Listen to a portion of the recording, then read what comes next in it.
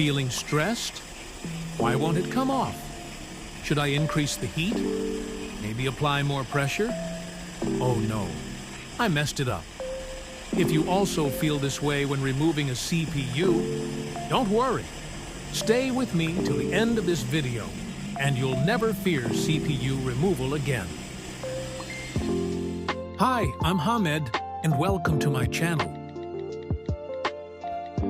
Step 1.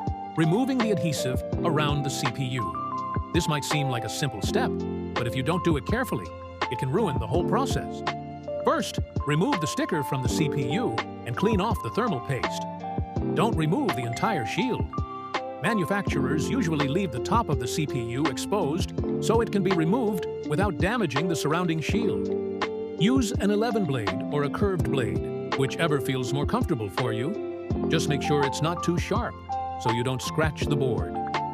Now, set your hot air station to 250 degrees Celsius with airflow at 40 and gently clean the adhesive around the CPU. Be careful not to keep the heat on the board for too long, or you might accidentally loosen nearby components.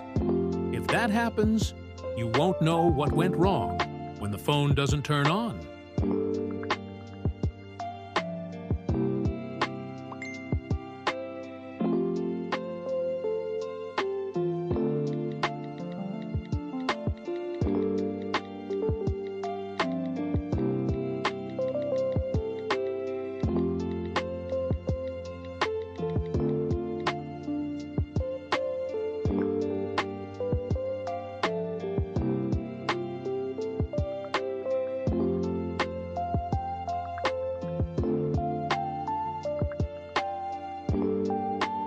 Step 2, the most important step, removing the CPU. Now it's time to lift the CPU. First, position the board in the most stable way possible, so you have good leverage with your blade or spatula.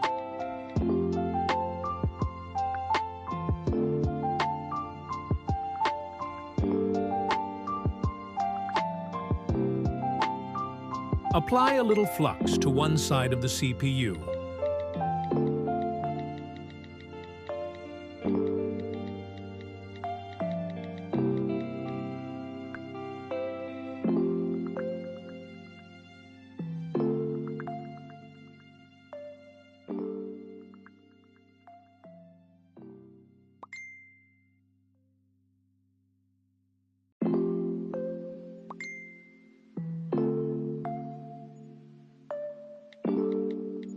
Set your hot air to 370 degrees Celsius with airflow at 60 and take a deep breath. And start heating it in a circular motion. When you see the flux bubbling at the edges, gently insert your blade at the lowest point of the CPU. Carefully apply slight upward pressure, but don't try to remove it all at once. Repeat this process 2 or 3 times from different angles, and the CPU will come off smoothly without any damage.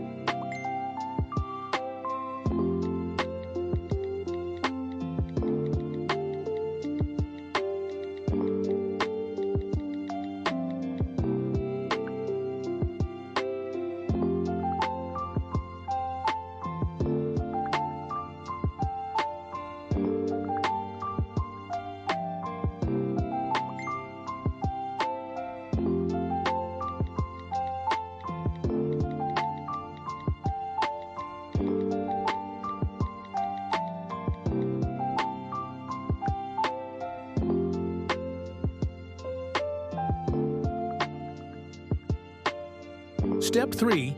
Cleaning the board and CPU.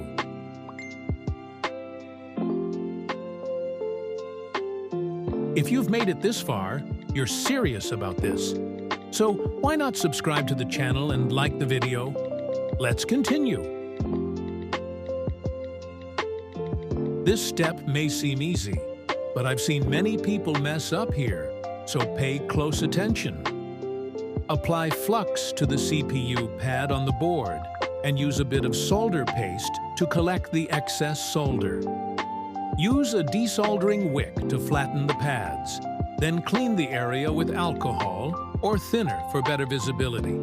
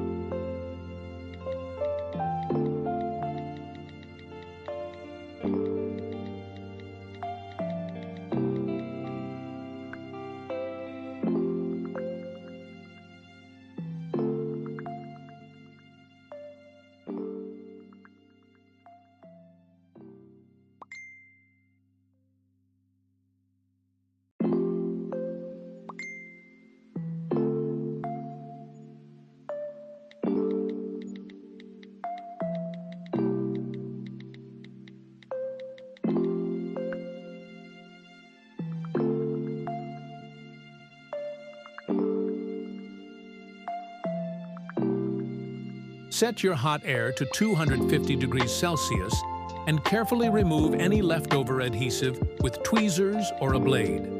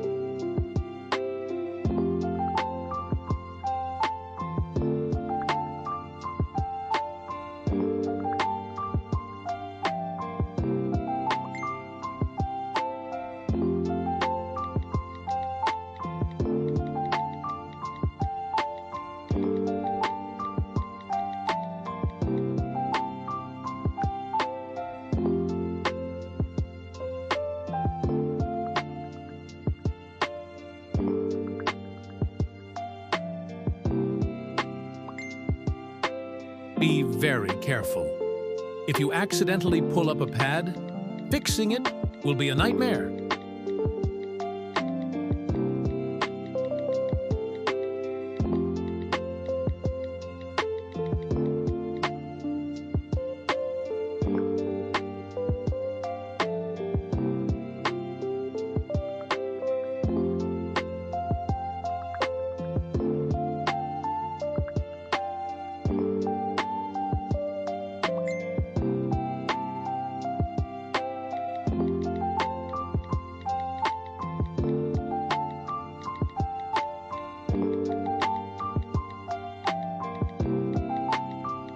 Step 4. Cleaning and reballing the CPU. Now, let's clean the CPU itself. Secure it in a chip holder and clean it, just like we did with the board.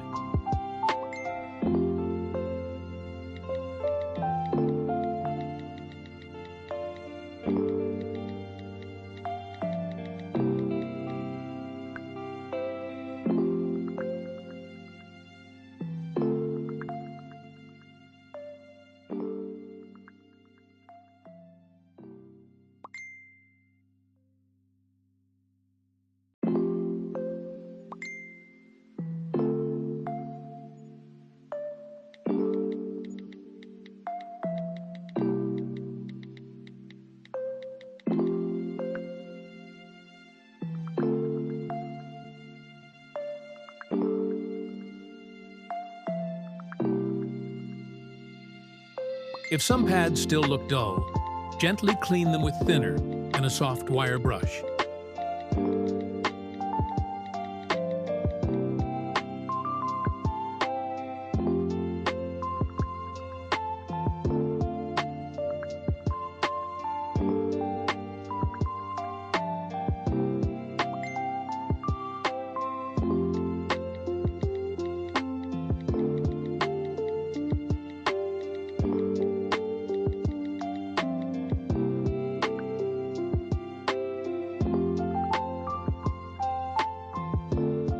Now, it's time to reball the CPU. If you have a dedicated stencil, great. If not, use a universal stencil.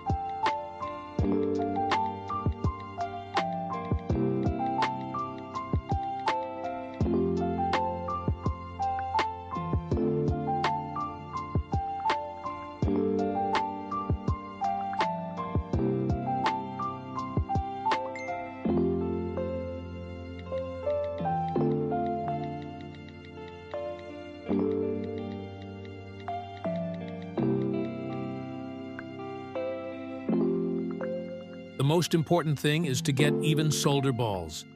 If the first attempt isn't perfect, reinsert the CPU into the stencil. Flatten the balls with a blade and reapply solder. Heat it again.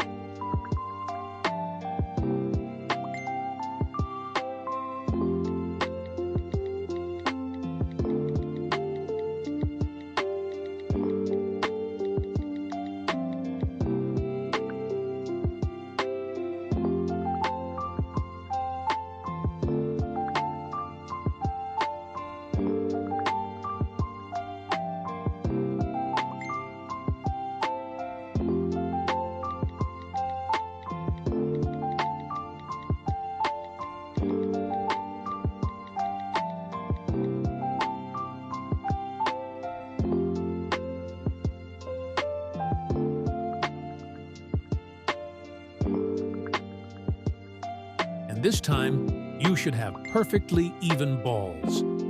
Now the CPU is ready to go back on the board. Step 5. Placing the CPU and turning the phone on. This step isn't hard, but there are a few key things to keep in mind.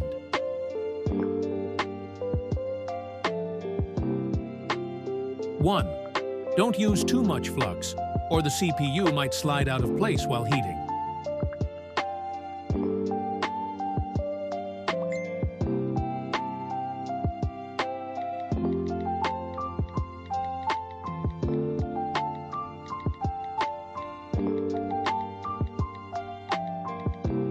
2. Start with low airflow, so the air pressure doesn't shift the CPU. 3.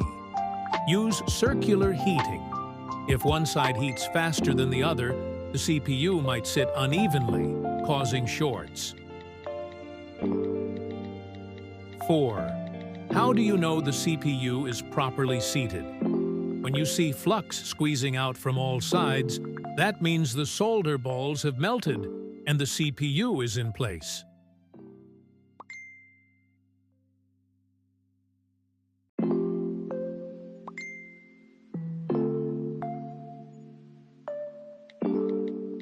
Pro tip: if you're confident, gently tap the CPU with tweezers.